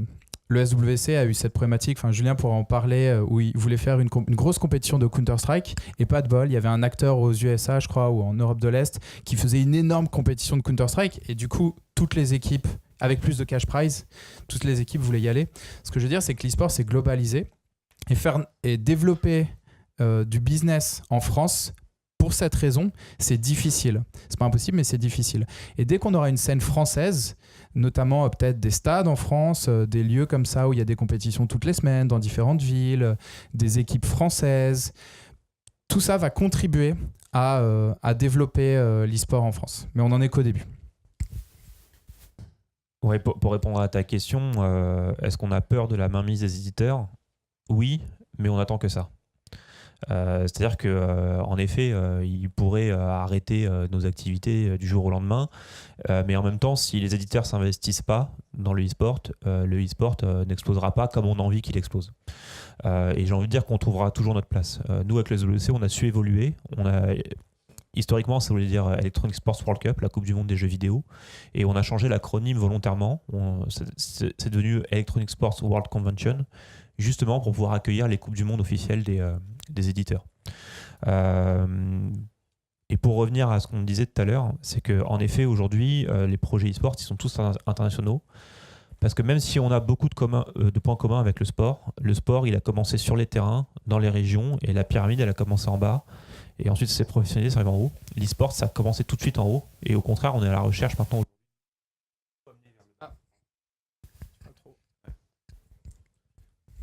On a la volonté justement, nous maintenant, d'aller chercher plutôt le milieu amateur et on a besoin aussi des éditeurs pour ça.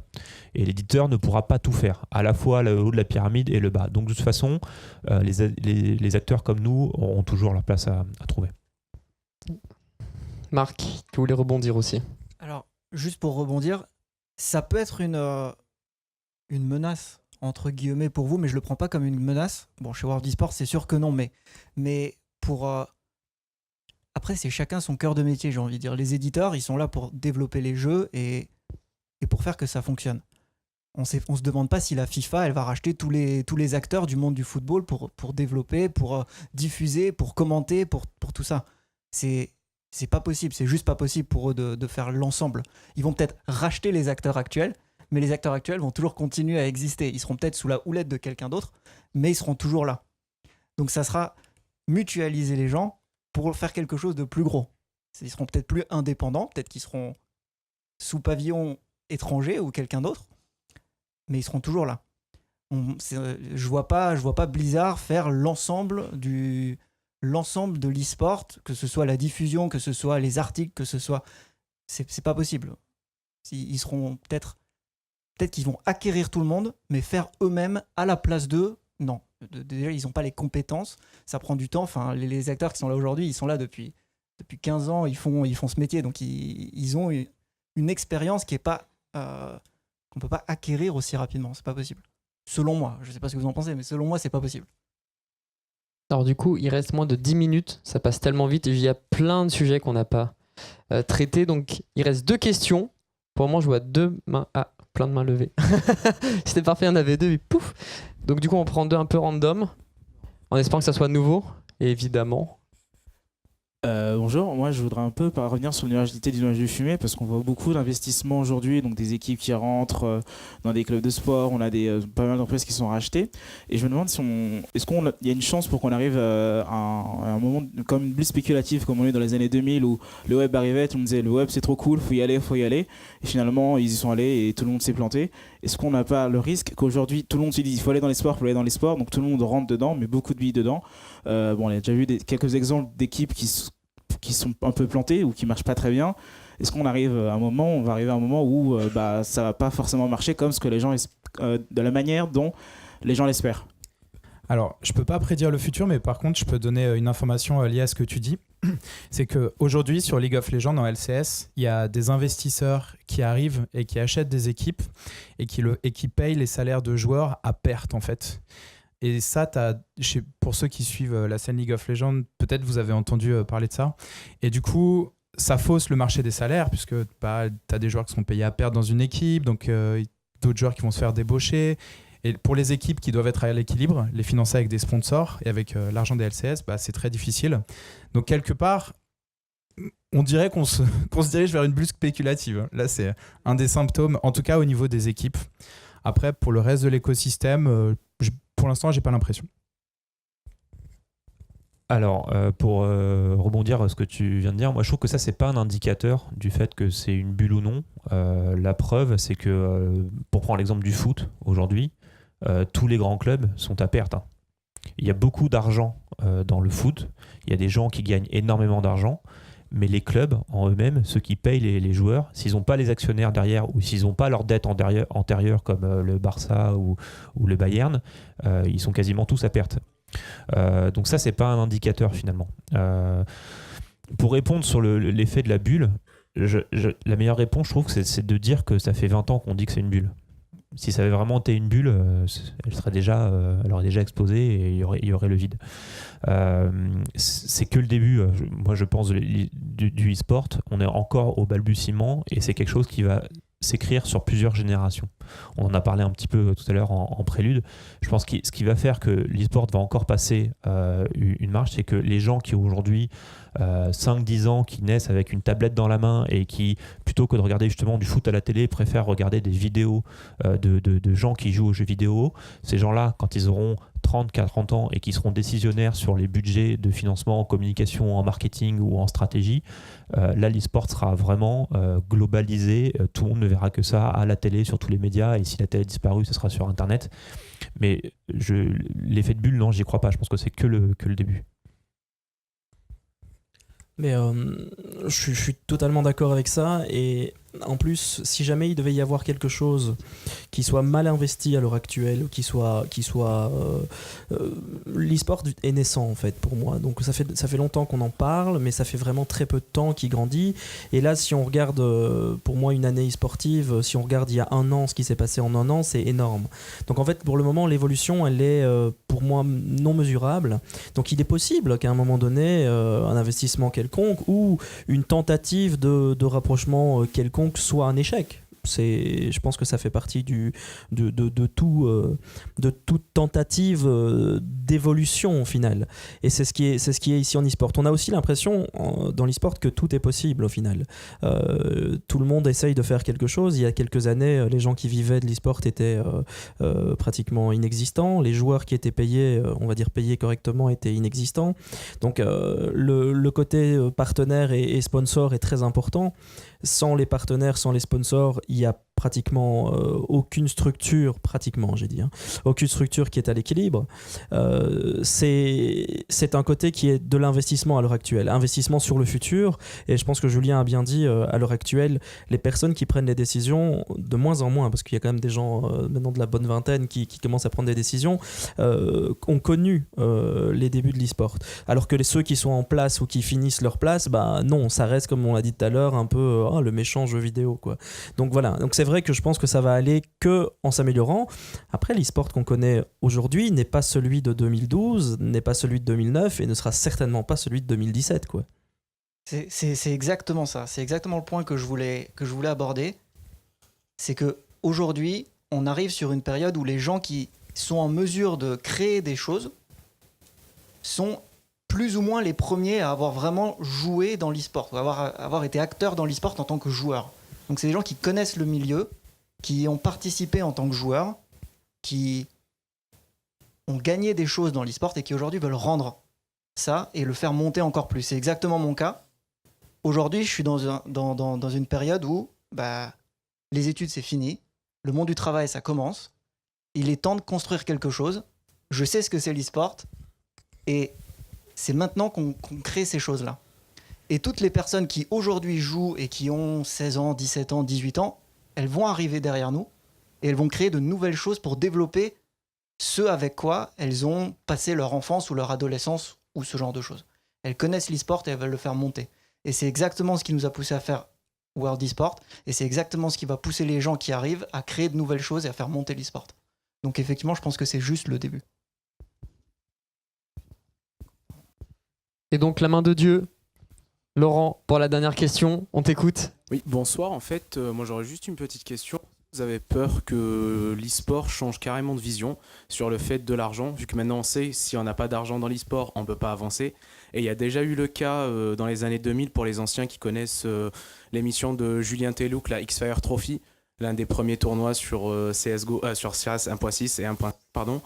Et sur le fait où l'émission est tombée à l'eau parce qu'il n'y avait pas de financement et derrière il y avait une autre chaîne internationale qui a repris le projet et qui avait beaucoup plus de financement. Donc est-ce que maintenant, si on a l'argent, on avance et si on n'a pas d'argent, l'e-sport c'est fini en fait? Mais je pense que la vie se résume à ça. Si on n'a pas d'argent, on fait rien et si on a de l'argent, on avance. Et l'e-sport, en fait partie aussi. Donc voilà. À l'heure d'aujourd'hui, bien sûr que si tu veux monter une grosse compétition, il te faut de l'argent. S'il te faut de l'argent, il te faut des investisseurs. Sans investisseurs, sans argent, c'est pas en réunissant tes 15 potes ou même une petite boîte que tu vas réussir à faire un événement à 1 million d'euros ou voire plus. Donc effectivement, mais ça résume juste le modèle économique dans lequel on est tous en train de vivre, que peu importe ce qu'on fait dans la vie, peu importe nos ambitions et peu importe si on est dans l'e-sport ou pas, tout est voué à disparaître s'il n'y a pas d'investissement. Je veux dire, le jour où plus personne n'investit dans l'école 42, il n'y a plus d'école 42. Mais le jour où plus personne décide d'investir dans l'e-sport, il n'y a plus d'e-sport. Voilà. Alors ça c'est vrai pour la partie professionnelle, mais sur le e-sport, on va dire vraiment amateur, associatif, on peut faire des belles choses avec très peu de moyens, et d'ailleurs il y en a de plus en plus d'initiatives et il y en aura toujours. Mais bon, enfin, voilà. Comme a dit Grégory, de toute façon, le point que tu soulèves, il n'est pas lié à l'e-sport, il est lié dans le système de capitaliste dans lequel on vit. Mais en tout cas, l'e-sport, même sans argent, peut vivre grâce au milieu associatif, et Grégory le représente bien. Messieurs, tout est dit ? Donc en fait, juste une petite dernière chose, en fait, donc la mentalité de l'e-sport, est-ce qu'elle restera toujours comme avant sur le fait où les gens se déplacent en LAN pour entre guillemets, se faire connaître et rencontrer des gens, ou ça restera toujours je me déplace en LAN parce qu'il y a $1 million en jeu? Il y aura les deux. On parlait tout à l'heure de la pyramide. Il y a le haut de la pyramide avec en effet les top players qui vont se déplacer parce qu'il y aura $1 million à gagner ou parce qu'il y aura les caméras qui seront là. Et il y aura toujours la base des gens qui joueront aux jeux vidéo pour créer de la rencontre et qui seront prêts à le faire sur une terrasse ou sur un événement, dans un garage, peu importe. Mais pour te donner un exemple concret, si tu prends par exemple un événement, peu importe quel qu'il soit, en France, une Gamer Assembly, parce que ayant géré la partie compétition l'année dernière, je peux parler des chiffres, des top players qui viennent, il y a quoi ? Il y a 5 équipes par compétition qui viennent qui pensent gagner. Les autres pensent peut-être faire une performance, mais ne pensent pas gagner. Comme on récompense sur les jeux, là, on commence à récompenser les 8 premiers, mais sinon, avant, on récompensait les 3 premiers, voire les 4 premiers. Il y a beaucoup d'équipes qui savent très bien qu'elles vont pas gagner, elles vont rien gagner du tout. Donc, elles payent leur inscription, et elles viennent pour prendre du fun, pour s'amuser, pour avoir l'ambiance, etc. Il faut savoir aussi que rien que pour la partie compétition sur une Gamer Assembly, c'est à peu près 70 personnes au niveau du staff d'administration que j'ai eu la chance l'année dernière de gérer. C'est que des bénévoles. Il n'y a que des bénévoles. Donc, l'Alliance, l'association que je représente et les masters du jeu vidéo, ce n'est pratiquement que du bénévolat. Ce sont des associations qui se sont regroupées pour former quelque chose de plus grand au niveau national. Mais en termes de financement, c'est du bénévolat à 99,9%. Donc l'e-sport, c'est vrai ce que Julien dit, il perdurera. Moi je pensais que tu parlais de l'e-sport avec les grosses compétitions, c'est pour ça que j'ai répondu en disant bah non, s'il n'y a plus d'argent, il n'y a plus d'e-sport. Parce que je pensais que tu parlais des grosses compétitions, mais au final, s'il n'y a plus d'argent, ce sera l'e-sport de 2008 qui reviendra, tout simplement. L'e-sport, il existait. On a cité tout à l'heure la première compétition dans les années 70, on va dire dans les années 80, même mettons plus loin dans les années 90 pour les premières vraies qu'on se rappelle. Il a existé pendant 20 ans sans avoir tous ces investissements, sans avoir tout cet argent. Effectivement, à un moment donné, les investisseurs se rendent compte qu'il y a du profit à faire. Où il y a du profit, il y a de l'investissement. Et puis voilà, on est dedans, on est en plein dedans à l'heure actuelle. Mais c'est pas ça qui a fait l'e-sport et c'est pas ça qui enlèvera ses lettres de noblesse à l'e-sport. Merci Grégory pour cette réponse de fin. Alors je sais, il y a plein de sujets qu'on n'a pas traités. On n'a pas traité par exemple les différents emplois au sein même des équipes, par exemple les managers, les coachs, les joueurs, on en a un peu parlé. On n'a pas aussi parlé des copains à l'international, par exemple la Corée qui est une vraie institution, l'exception qui confirme la règle presque. Mais vous allez pouvoir quand même discuter un peu avec nos intervenants de ça. Et aussi grâce au journal de l'e-sport, et ça c'est Florent qui s'en occupe, qui vend ce journal, donc qui parle d'e-sport comme son nom l'indique, hein, un peu moins cher, ça c'est le petit plus qui me fait plaisir. Et une partie des gains reviendront en plus à l'association Loisirs Numériques. Messieurs les intervenants, merci infiniment d'avoir été aussi clairs, limpides et précis. C'est un vrai bonheur. Et puis, vous avez été parfaits, hein. Franchement, impliqués, enthousiastes. Big up, Shoryuken, Hadoken, top. Merci infiniment. Prenez soin de vous et j'espère à la prochaine rencontre vidéoludique. Bye.